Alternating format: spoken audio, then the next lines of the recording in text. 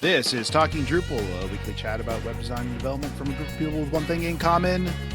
We love Drupal. This is episode 403, live at DrupalCon. Welcome to Talking Drupal. Today we're live from DrupalCon Pittsburgh with Jim Birch and Cathy Thays. Jim Birch is an internet professional who can bridge the gaps between technical stuff and business goals with specialties in Drupal, front-end development, content strategy, and SEO. He's an accomplished strategist, developer, community organizer, and believer in bridging open source communities. He spends his days leading an incredibly talented team of Drupal engineers at Canopy Studio.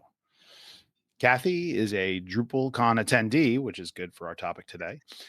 Previous community contribution organizer. At work, she's a project manager and occasional backend dev or DevOps or doing DevOps work. So she kind of does a little bit of everything, which is awesome. Jim and Cathy, welcome to the show, and thanks for joining us. Hello. Yeah, thank you so much for having us. I'm John Picozzi, Solutions Architect at EPAM, and today my co-hosts are Martin Anderson-Klutz, a Senior Solutions Engineer at Acquia. Hi, Martin. Hey, John. Great to be here. And Pittsburgh Judge. We'll talk about that in a little bit, right? We're going to add that to your credits. And joining me as usual, Nick Laughlin, founder of Enlightened Development. Hi, Nick. Good morning, bright and early. Happy to be here. Yes, we are recording a little bit earlier, and I would like to note that Nick is the only one of us not at DrupalCon, so I expect some great questions coming from Nick from the outsider's perspective. Before we jump into our show, though, let's turn it over to Martin to share with us his module of the week. What do you have for us this week, Martin? Thanks, John. Actually, this week I thought we would talk about a brand new composer package called Retrofit, which provides compatibility layers for Drupal 7 code to run on Drupal 10 websites. So it was actually released just yesterday. There is a 0.1.0 release tagged less than 24 hours ago, and hopefully it's actively maintained. I guess time will tell. Obviously has no issues open yet. And in terms of usage, none that we know about. And also because it isn't actually a Drupal module per se, we probably will find it difficult to provide any kind of ongoing tracking on that. But it's a package that was created by Matt Gleiman, who lots of folks will know because he's been on this podcast previously, as well as maintaining a number of other very useful projects, including the Lenient Composer endpoint, the Drupal check utility that scans for deprecated code, and really a variety of other extremely useful packages. So the way Retrofit works is it supports Drupal 7 code by providing backwards compatibility features, such as a global user object. At a minimum, you still will need to make a few modifications to your Drupal 7 module that you want to use. So doing things like changing your module.info file to a module.info.yaml, adding a couple of the, like the core version requirements, type module, and some of the other sort of newer conventions. And then there are still some shortcomings in terms of things like, I think module load include is now namespaced for compatibility reasons. The exclamation point placeholder that was used in sort of older versions of Drupal doesn't exist. And so those would need to be manually updated. And there are sort of a number of things that kind of don't work yet, but considering this is a brand new release, there's obviously the promise that it's something that could be sort of, iterated on and improved over time, and in much the same way that we've seen some of the automated tools around deprecated code scanning evolve quite significantly in recent years. So hopefully this is an incentive for people who have been holding off moving their Drupal 7 sites up to Drupal 10. But yeah, let's talk about Retrofit. So it sounds amazing and horrifying. I think it, I don't know. I think it can help some people make the jump if they have like a particularly complex module, but I also feel like particularly complex modules probably won't work out of the box. I guess my first question is, does upgrade status work with telling you what you need to do with that module to get it truly ready for Drupal 10? or Drupal 9 or whatever version of Drupal you're trying to get to. Because if it does, that'd be helpful. Yeah, I kind of doubt it. I mean, to be fair, I think in at least one of the social posts that I've seen Matt post about this, he called it the best and worst idea that he's had in, I think he said 4 years. So I think by his own admission, it's something that you definitely want to sort of use with caution. But it's potentially something that can just help people kind of get over the hump if there's one or two modules that have been sticking points in terms of getting them to make that upgrade. Yeah, or just getting them to try anything at all. Like, maybe this sounds cool and weird, and people are like, well, I don't want to do the real thing, but like, I'll try this little thing, right? And it's I don't like, know. one little step. Exactly. Part of me is like, no. You upgrade your website. You don't get support and get all like, ranty. But like the other part is kind of like, well, there are a lot of Drupal 7 sites up there. There's like a lot of people that need this support. So like, this might be a good thing to do. I just wonder, like, Martin, let me ask you this. Do you think that somebody could like use this and like just live in like this Drupal 7, Drupal 10, like I don't know, hybrid state for like for the foreseeable future? Like, so I kind of think about it. So way back when Mac OS made the switch to OS 10, there was this period where they had this kind of like a compatibility layer where things would run slower. And so it was like you would always want to use applications that were sort of like, I think it was Carbon was sort of the full, OS 10 readiness. So, but because there were applications that just didn't have that sort of like full Carbon state, it was this way that you could sort of run OS 10, but still have some of the capabilities that you had been using in earlier versions of Mac OS. And I feel like potentially this is something like that for Drupal 10. Maybe before the site is ready to launch, you want to sort of actually go in and fully make these Drupal 10 compatible. But maybe as a way to sort of get that, a proof of concept of the Drupal 10 version of your site ready to show a customer or something like that. It's a way to sort of, show the progress quickly. And then while front end and content teams are sort of fine tuning things closer to the end of the project, you can go in and actually do more of the work of fully building those out as Drupal 10 modules. I love that proof of concept idea. This fits right in there. We're going to come back to this recording in 2 years when I come to a site that's running Drupal 7 with retrofit. And I'm going to be like, yeah, Martin, yeah, proof of concept. Right. Okay. No, I mean, the proof of concept idea is a great idea, but I know people. The people that are going to use this are not going to use it for a proof of concept. I feel like. I don't know. I think... great power comes great responsibility. Is that where you're going? Uncle Ben had it right there, man. I think an internal development team that's trying to pitch to their boss. Absolutely. Yeah. Not like a big scale thing. Oh. I think it could be a good tool for iterative deployments also. Mm-hmm. So, people that have monthly budgets rather than big wads of money to upgrade their site can do it little by little as they can over the next 2 years, right, John? As long as it's not longer than 2 years. Okay. I get to 3 years and I see somebody using this, they're gonna be words. When Drupal 12 is out, will retrofit still work? Oh no. That just made me sad a little bit. I'm not gonna lie. Oh boy. Well, Martin, thank you for bringing us another great sort of module. Yeah, missed you last week. It was a little weird. First time we haven't had module of the week in. Well, and I even had a great module of the week for the topic, but anyway, we'll cover it another time, I'm sure. There you go. Thanks a lot. All right, let's jump into our primary topic. So we are all, except for Nick, at DrupalCon, and that's the last time I'll mention it. I don't want to make him feel bad. But, I wanted to pause for a second because Jim's never been on the show and Cathy hasn't been on the show for a while. So I wanted to pause to say, what's new in your world? So, Cathy, what is new in your world? Oh, well, I just had my 4-year anniversary at Lullabot. Well, that's exciting. Very cool. Congratulations. Yes. And all in the support department. And I don't know what the future holds. probably many more years of helping people maintain software. Many more years of employee ownership, right? Yes, very exciting. Went to Seth's talk yesterday where they kind of talked about that a little bit. A very interesting topic for you small business owners out there that might be thinking of going down that road. So something Yeah, we can. it's like it really aligns with my progressive values. There you go.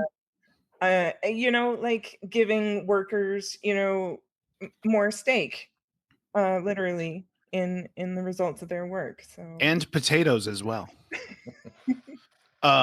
We do have a show with Seth that you can check out if you'd like to know more about Lullabot's journey to employee ownership.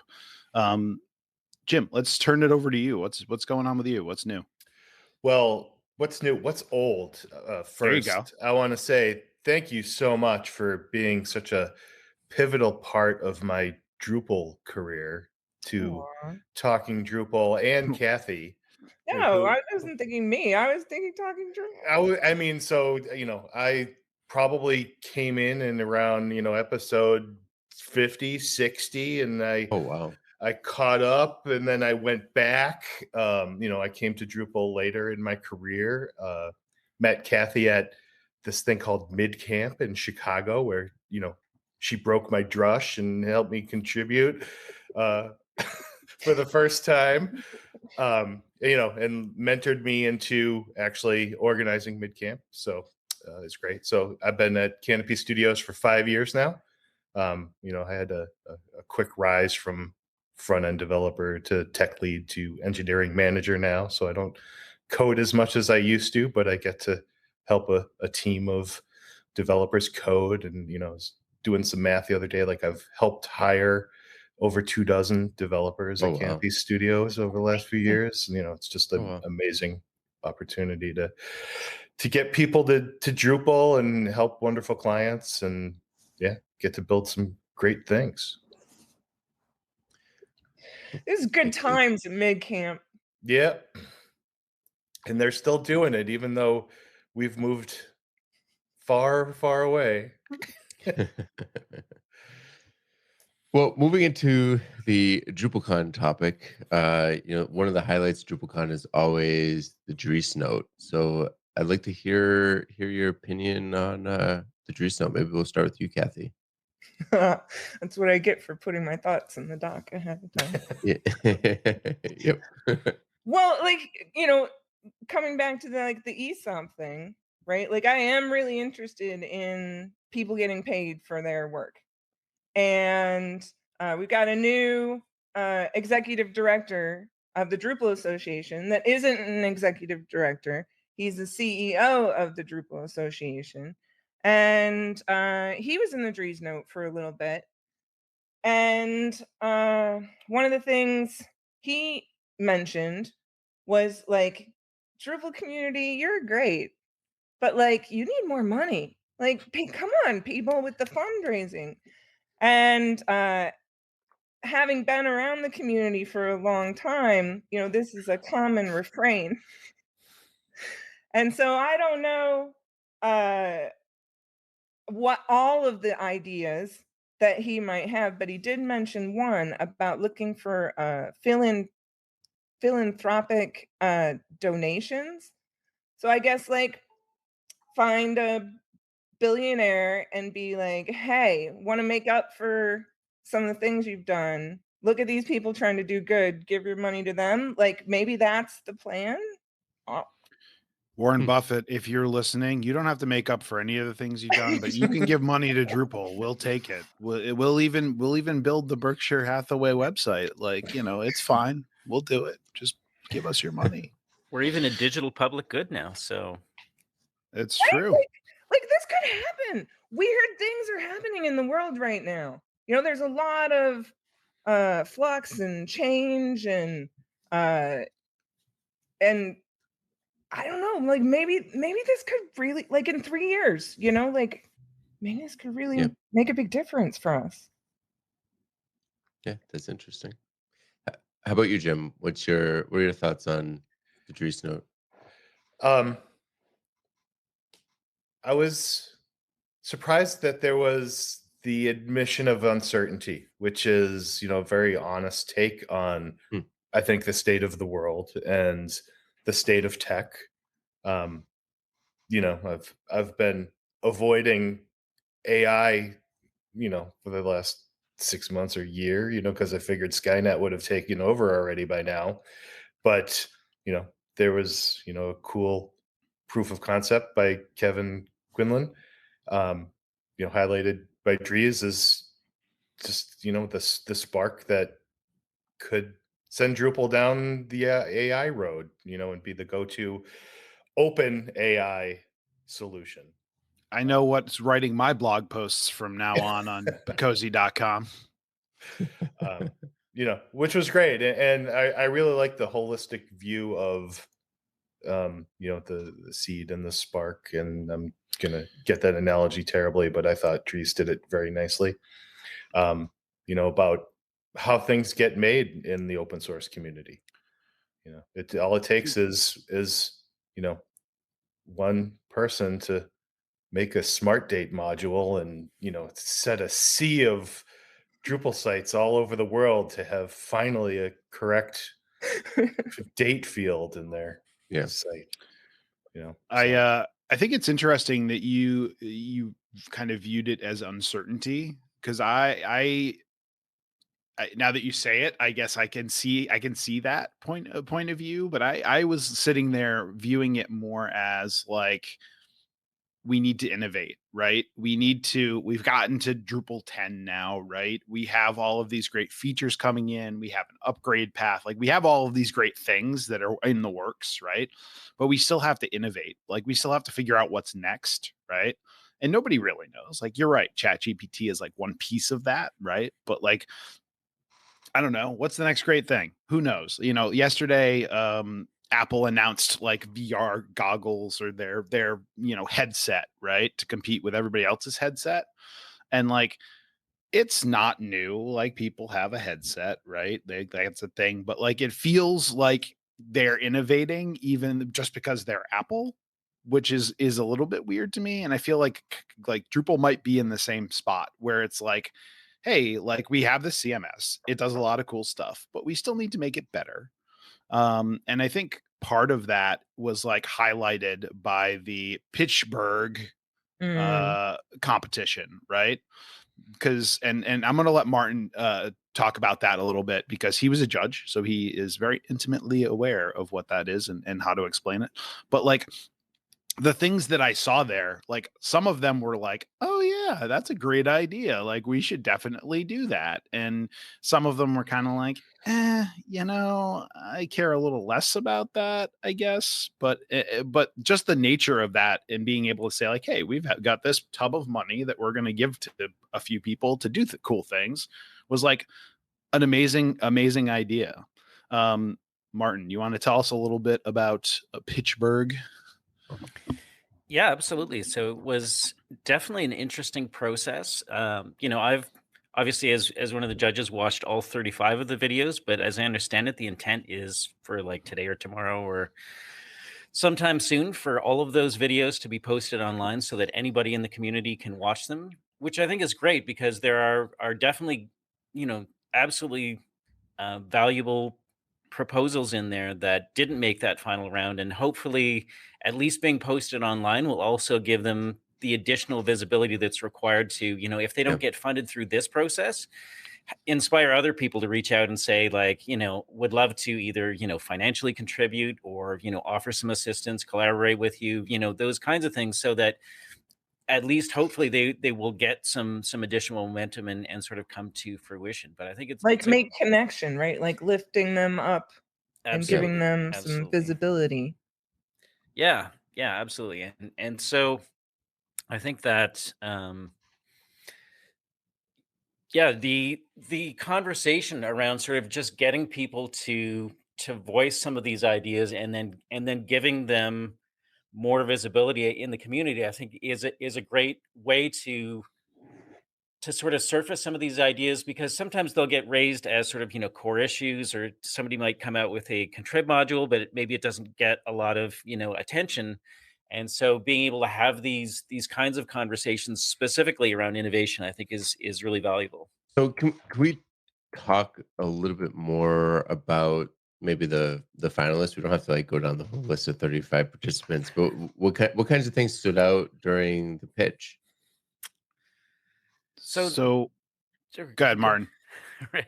I was going to say there were a variety of different criteria that we used to evaluate them. So things like, just how good was the video, and as we saw yesterday, a number of them were very well done. There were actually some where the video was amazing, but it just didn't make the cut because maybe the potential impact of the innovation in terms of like the number of Drupal sites it would benefit was maybe not that huge, or maybe there were existing solutions in that space. So there were kind of a variety of different ways that we were trying to evaluate those in terms of really trying to present the most compelling ideas that would have the biggest impact, and really in a way sort of drive the most return for the money that they were asking for in terms of that pitch idea. Okay.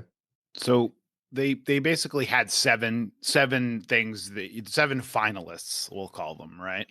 And going down the list very quickly, there were two that were essentially layout builder, content editor, improvement related, right? One was focused on bringing React components into layout builder into Drupal core.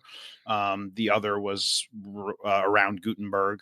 There was one that was AI focused, that was like, hey, we need to bring more AI into Drupal core to allow developers to like build Drupal faster. Amy June, who is a friend of the show, did get funding. She got right under the wire there. But she was improving the mentoring initiatives, reworking the mentoring initiatives for Drupal, and some of the documentation around that. And then let's see, Brian Perry was doing an API, building out a JSON API.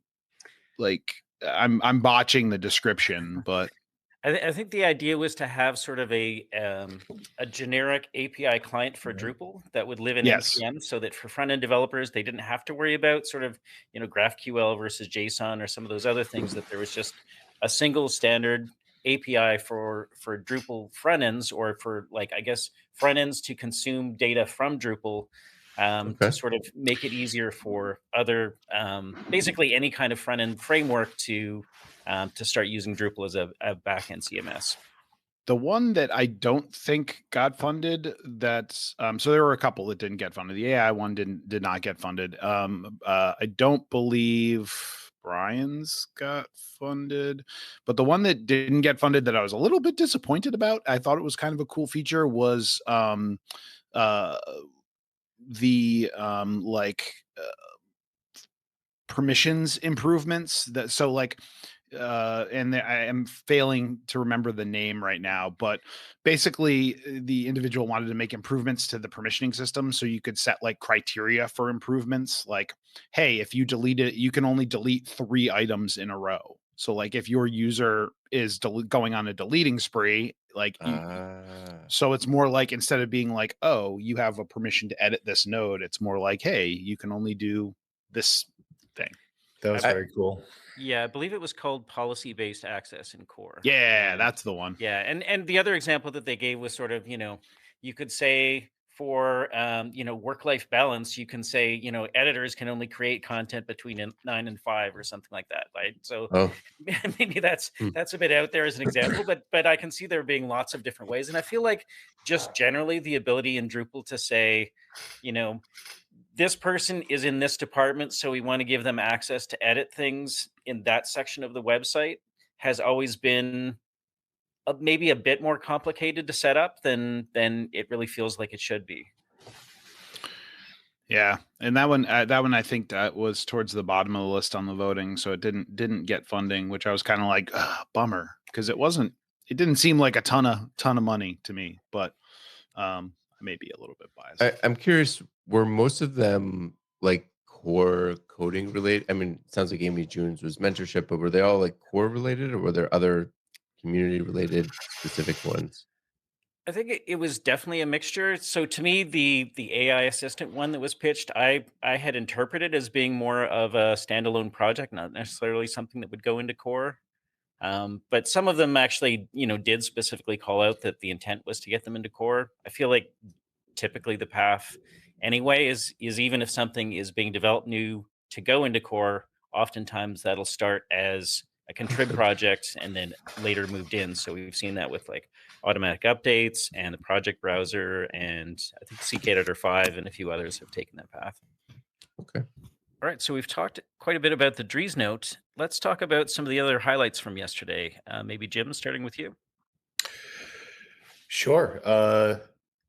I went to a couple sessions. The first was a really cool session from the Urban Institute, which I know Canopy's worked on one of their sites, but it was kind of like a who's who of Drupal agencies that has worked with the Institute in phase 2, and there's a couple other ones. And, really cool to see the perspective from the content management / internal development team. So, I've been in the agency world for 10 years and, work with, partners that have internal development teams and some that don't. And, really cool to get an in-depth look of how a small team, I think there are 3, manage, thousands of websites, all in various states of Drupalness and not Drupalness. So they're, merging their flagship sites from 7 to 9 and now upgrade to 10. And they have plans over the next 2 years to get all their other sites in, applying, living style guides using Storybook. And, it was a really cool session to see.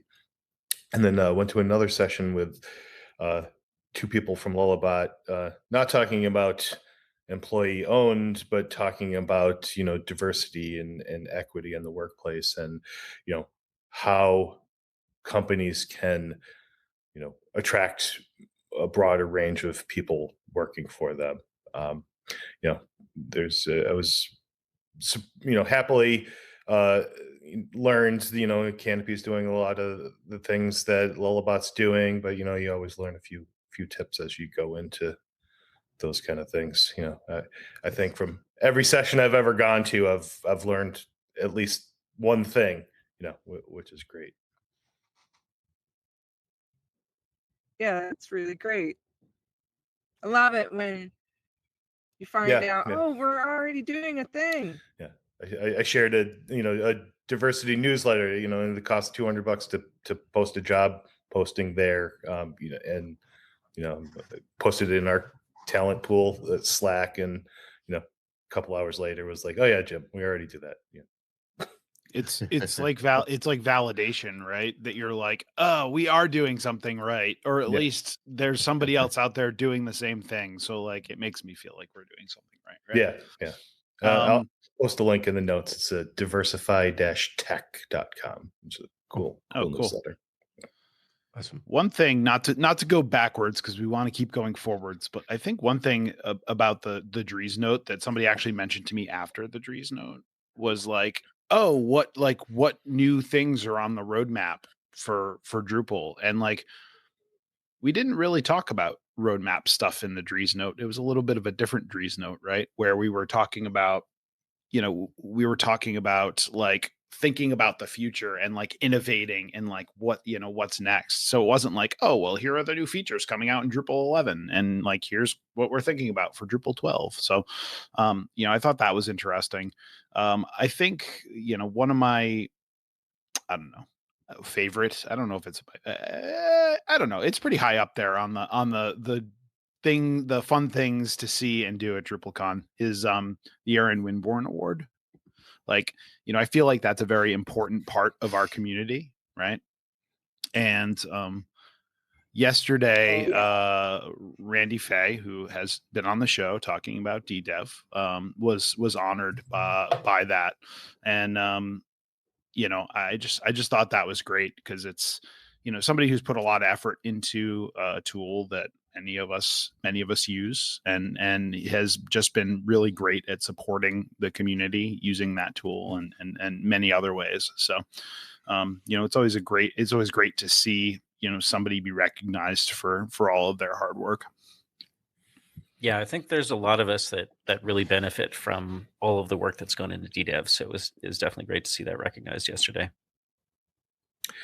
Absolutely. And just wanted to point out that the award itself is also community made.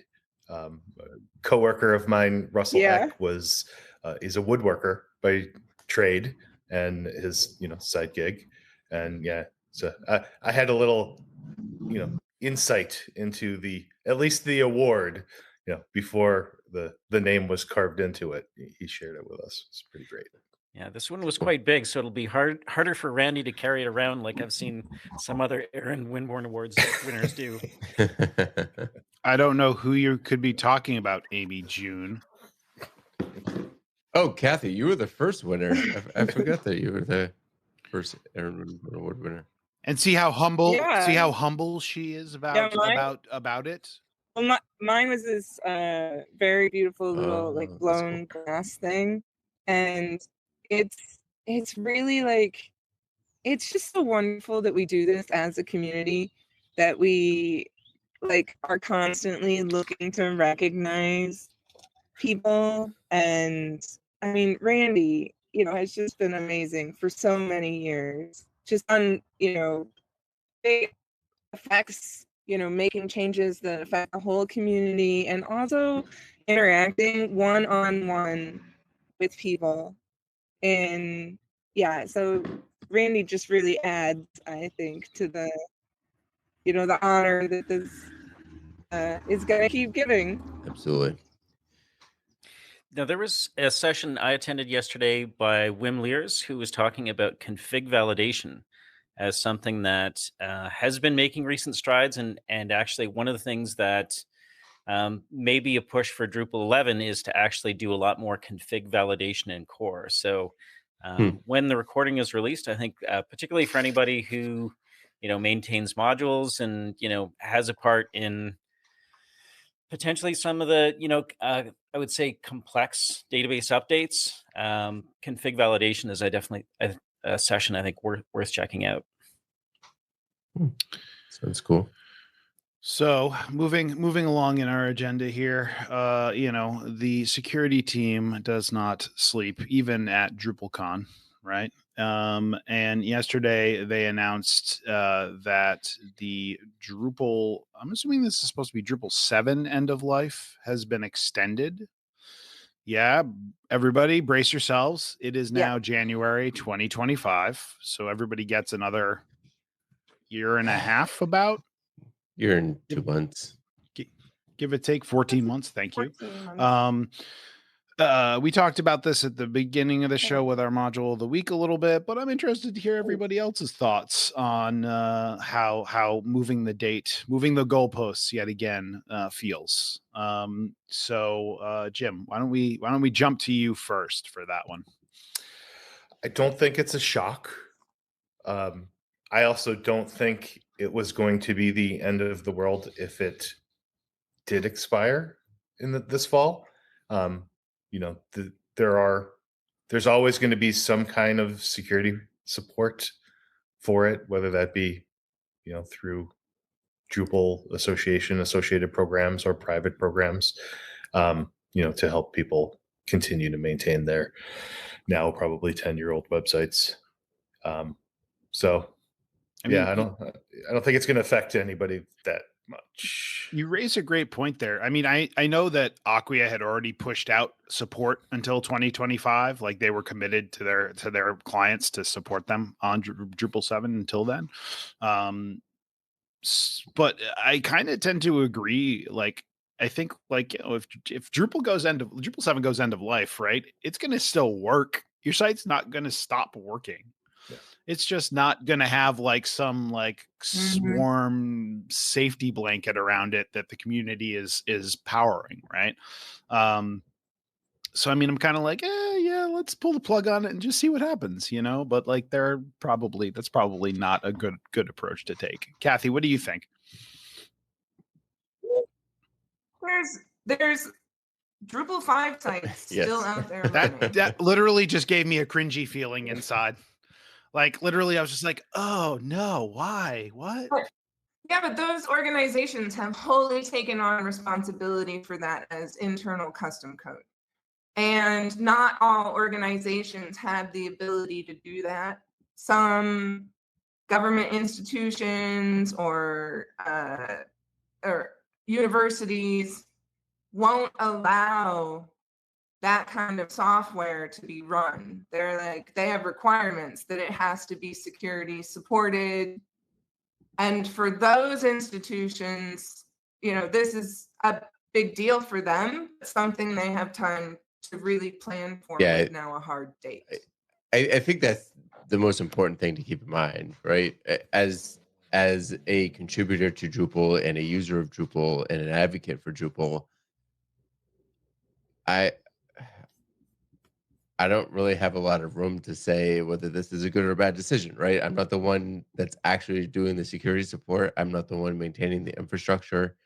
Drupal.org is still on Drupal 7, right? So it'd be a little weird to, I have a feeling that that's a small driver in the decision as well.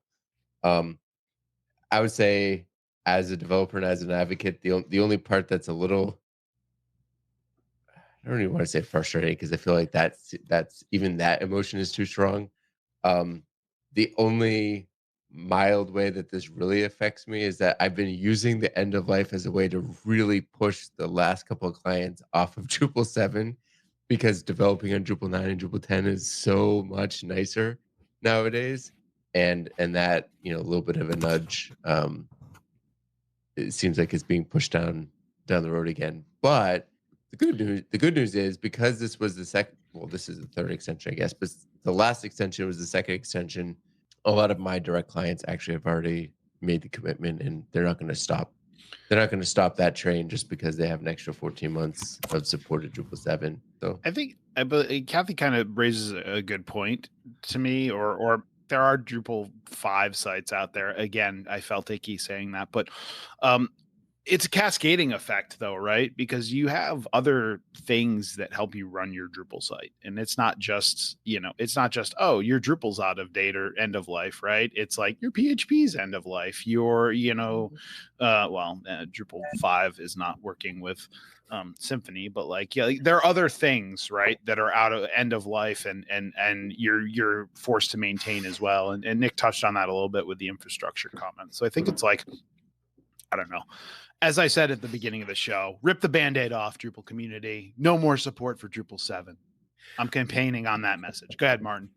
Well, I saw somebody online point out that by the time we reach the new end of life, Drupal 7 will be 14 years old, which when you think about in modern software development, that a project will continue to be used probably by a lot of sites, 14 years later. I think it's a real testament to how well Drupal 7 was made and how much community support it got over the years.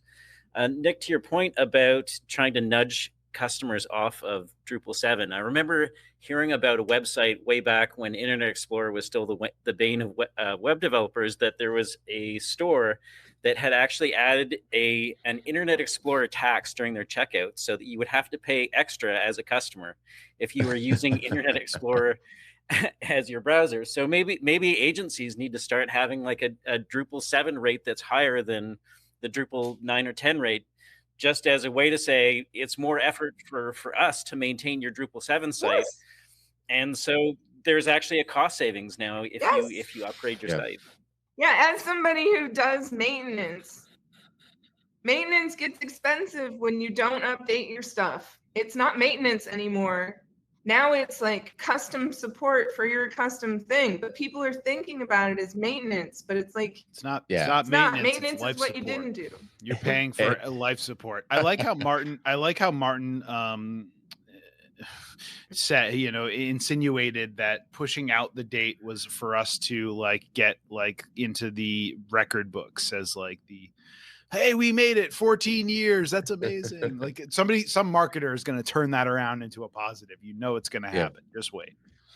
I mean, going back to what you just said, Barton, too, about the additional rate, like even if you don't charge a higher base rate, at least for me, when because I do still have a couple of clients on Drupal 7, that support does cost more, not because I'm charging more, but because I have to remember how something worked in Drupal 7 in order to fix something if something breaks, like, or remember something that has been an event that you have to look at event subscribers for the last almost 10 years, 8 years, is a hook in Drupal 7, and look at procedural code in the module folder to find stuff. So this type of, like, I was just on a call with a client last week that still has a Drupal 7 site that I think we're finally going to finish migrating over probably in the next 2 or 3 months. But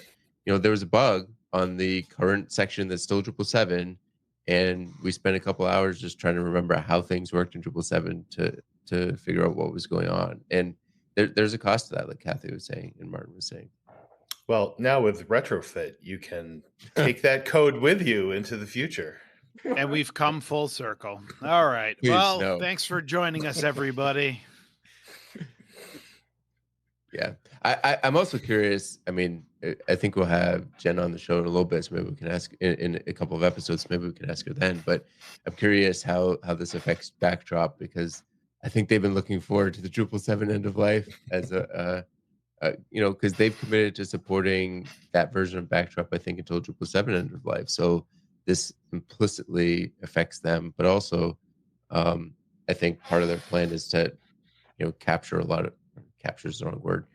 I guess capture that market share for the people that aren't going to upgrade to Drupal 10 or 11, whatever's out at the time, and move to Backdrop. But the further Drupal 7 gets pushed out, the longer we're in this limbo. No more pushing. If only there was somebody from the security team listening.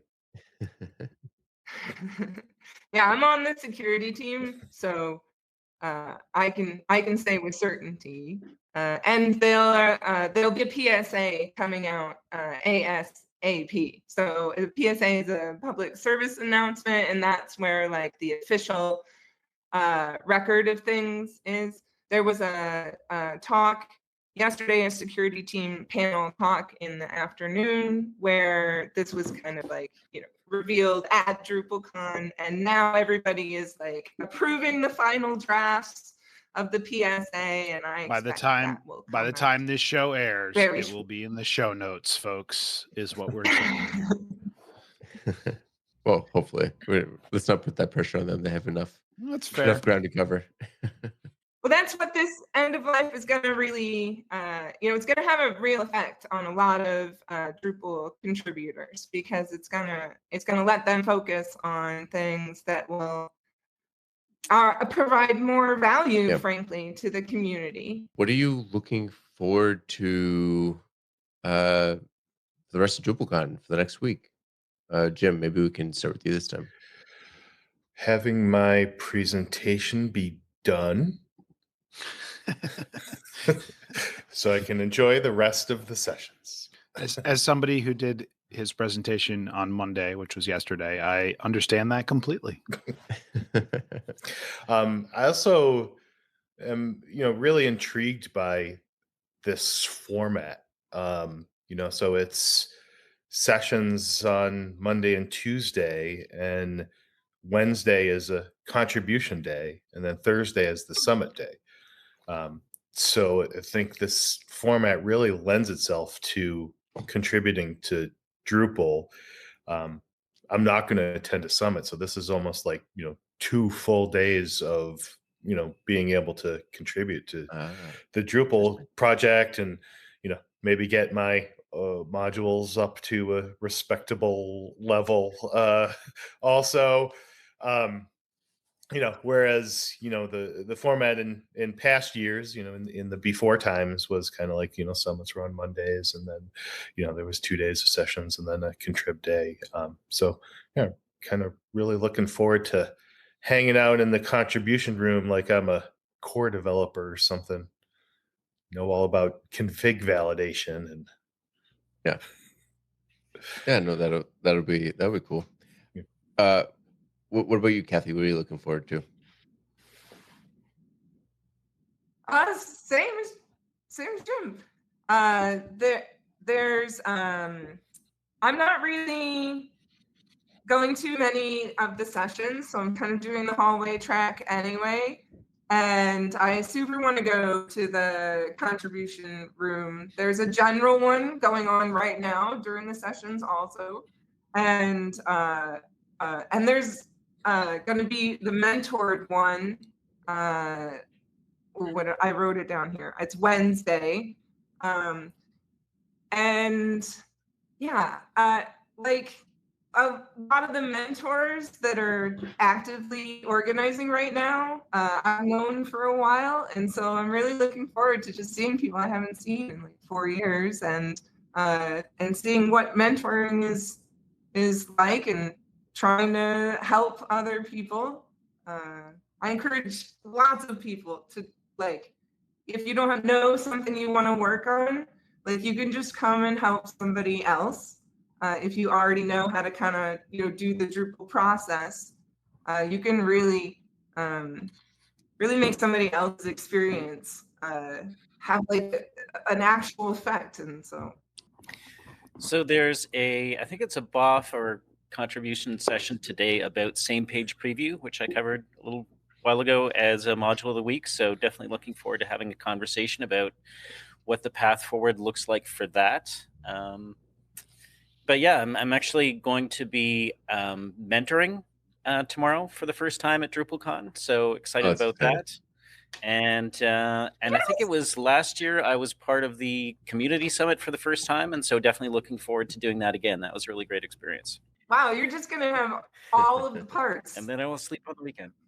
Did you do any mentoring the mentors? I did go to a mentoring session yesterday. That was actually one of only 2 sessions I was able to get to. So hopefully that's put me in good stead. But I have also done a little bit of mentoring at sort of local sprint events as well. Man, admittedly, I have not looked that far into the future. I'm like the night before looking at the schedule guy this year, which is not typical to me. Usually a week before DrupalCon, I look at the schedule and I figure everything out. But, I think what everybody said is pretty right on. Like, we'll check out the contribution room. I could definitely get down on some mentoring, and, as always, if you've listened to our show for any length of time, you know that I'm a big fan of the after parties. So, I will be taking part in those and having conversations with people. And I think that's probably one of the things I look forward to the most, is just sharing ideas with people and talking to people. So that's it. Right on. So next year's DrupalCon is going to be back in Portland, Oregon. I should clarify. Do you think we will hear where 2025's con will be before this DrupalCon wraps up? And anyone have guesses on where it might be? Maybe starting with you, Cathy. Well, I don't know. The last time we kind of did the 5-year plan, but there was wrench in the plan, and so I don't know. Will we get another 5-year plan instead of like a How do you feel about that? Because I feel like I kind of don't love the 5-year plan personally. I'd much rather be surprised at the end of DrupalCon, but I don't know, maybe people like to plan out that thing. I love the 5-year plan. I also like going to the same places over and over again, because it makes the overhead so much less. It's so much less work for the volunteers. It makes the money that we do raise from DrupalCon go further because our expenses are less. So, but anyway, my guess is Boston. Because it got skipped. I wouldn't mind a Boston DrupalCon again. We'd finally be able to get Nick to DrupalCon, maybe. Probably. Constant struggle, folks. Constant struggle. You know what, Cathy? I think you bring up a great point there that like I don't think everybody's aware of, right? So like if the Drupal Association commits to a city for multiple years, as they did with Portland, they typically, and I have no insight into this, so this is how it typically works, right? You typically get a reduced rate on your conference space and your stuff to run the conference. So it ends up working out that way. I think you actually raise a great point about like volunteers, right? And people, like everybody knows how it's set up, right? So like anybody that's run a camp knows that like year 2, 3, 4, 5, 6 into the future is easier because you have that previous knowledge. When you're going into a place for the first time, it's kind of like it's a little bit daunting because you don't know exactly how things are going to go. So, I guess I can now get behind kind of that 5-year plan, but I don't know. Maybe that's something the DA just keeps internal and doesn't tell anybody, and then they surprise everybody. Surprise. Secret. No leaks from the DA. Yeah, I think they also need to factor in the size of DrupalCon.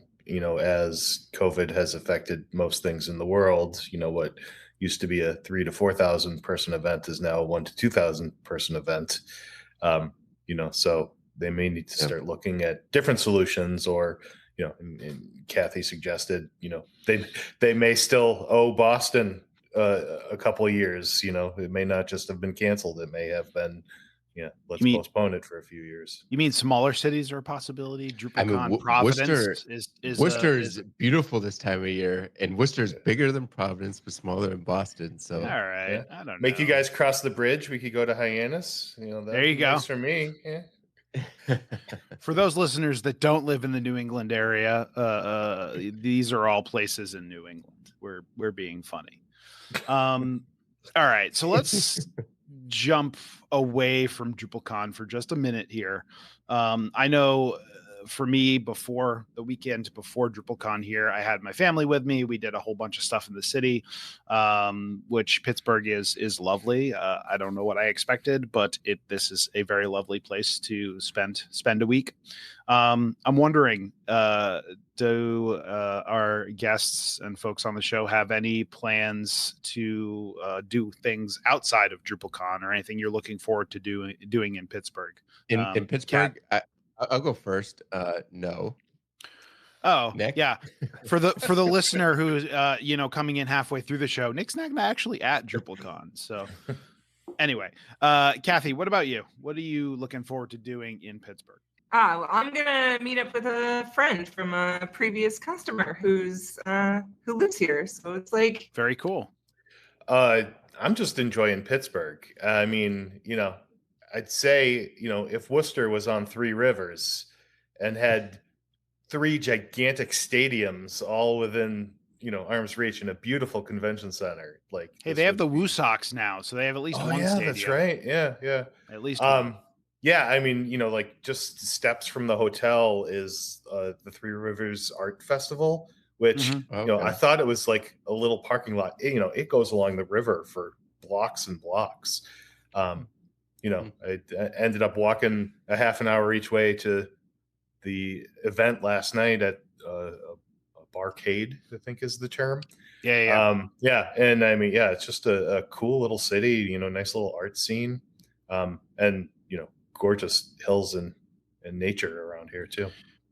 So one thing I will say, and I don't know if anybody else had this experience, we got in at like 9:00 in the morning. So it was sunny out, and like the sun was shining, and we're in the car, we got an Uber from the airport, and we're driving, and like it's green, and like it looks like kind of woodsy. And I'm like, where? Like this map says we're 10 minutes away. We're 10 minutes away. And I'm like, I don't see a city around here anywhere. Like literally all there is like woods.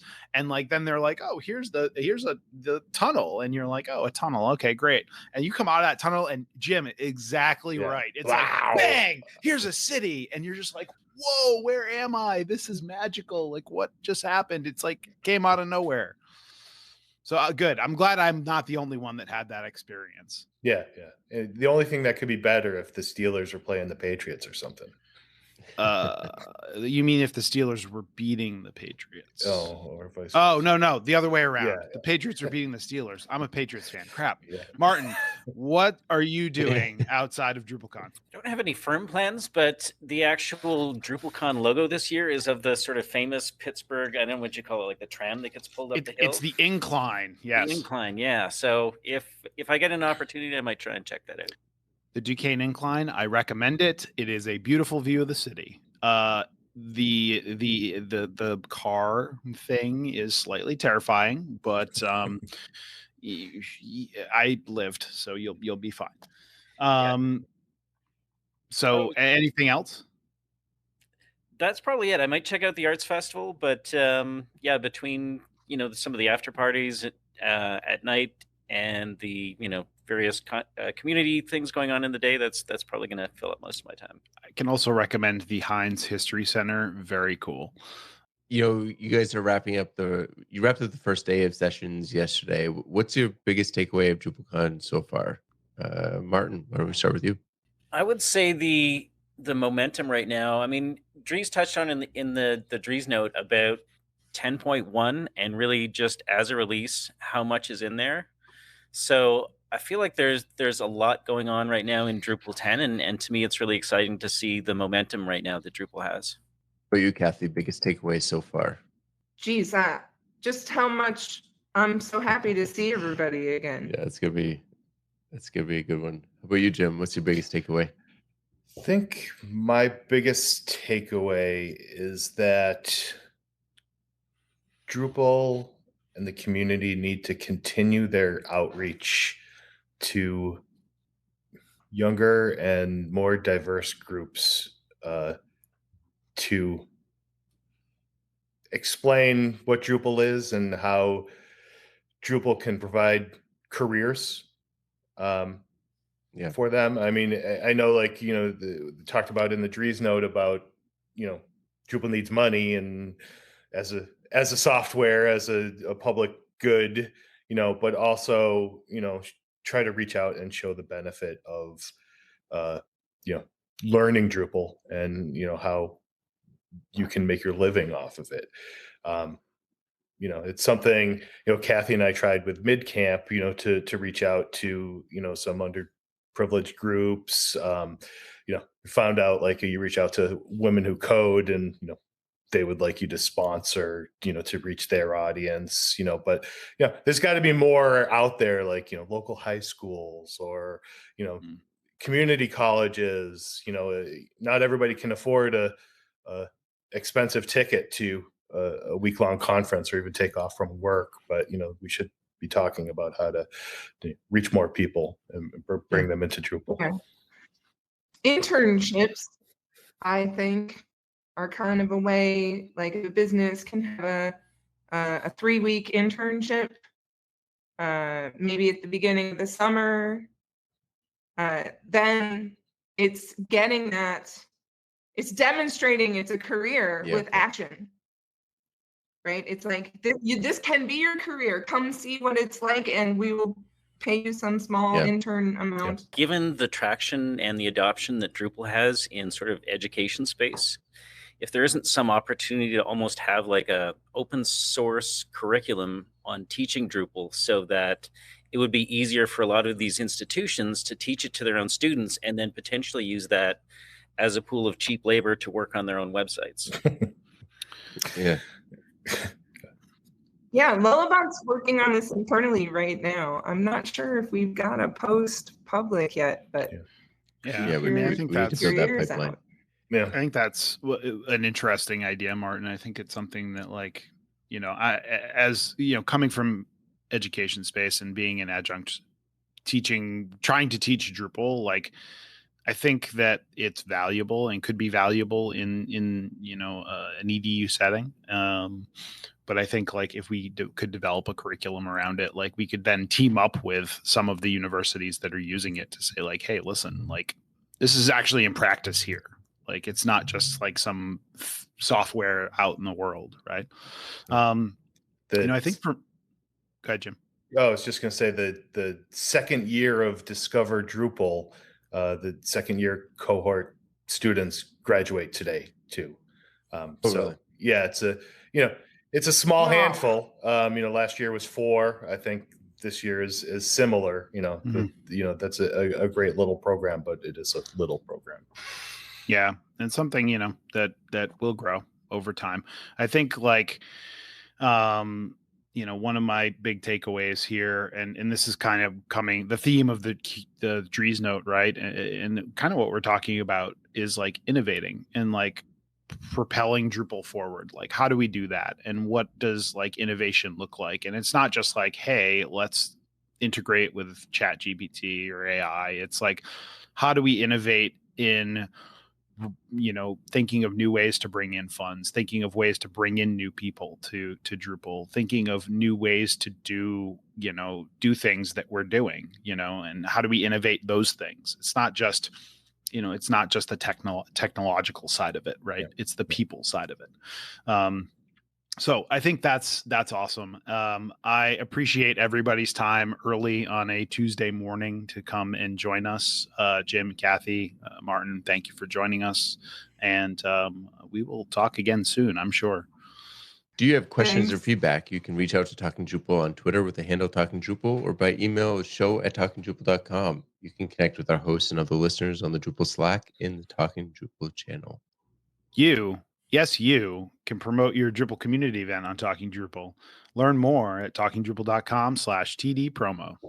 You can get the Talking Drupal newsletter for show news, upcoming Drupal camps, local meetups, and much more by signing up for the newsletter at talkingdrupal.com/newsletter.